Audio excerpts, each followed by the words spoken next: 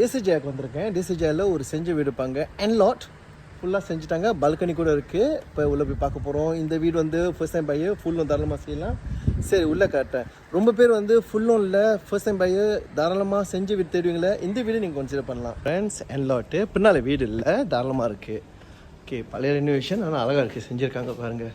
3 bedroom and 2 bathroom. Okay, ஃபுல்லும் தாராளமாக செய்யலாம். உங்களுக்கே தெரியும் டிசிஜியில் எப்படியாப்பட்ட இடம்னு. கீழே ஒரு ஸ்டோர் இருக்குது. என்லாட் தாராளமாக இருக்குது.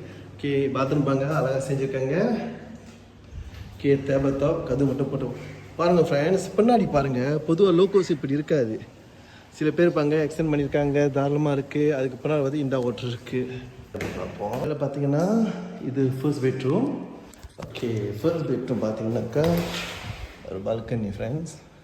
லோகோஸில் பாங்க திட்ட கண்டிஷனில் டேப்பா பண்ணுற மாதிரி ஒரு பால்கனி இருக்குது. ஓகே, இது செகண்ட் பெட்ரூம். ஓகே, பொதுவாக 2 பெட்ரூம் தான் இருக்கும். இது third bedroom.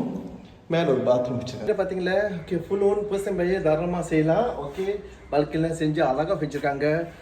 2 story 3 bedroom and 2 bathroom. Logos வீட்டில் முன்னுக்கு பின்னாலையும் பார்த்துங்க, நல்லா தாராளமாக இடம். என்லாட் வேறு பின்னாடி இடம் தாராளமாக இருக்குது. ஓகே, யாருக்கெல்லாம் வேணுமோ என்ன தெரிவிக்குங்க. By friend.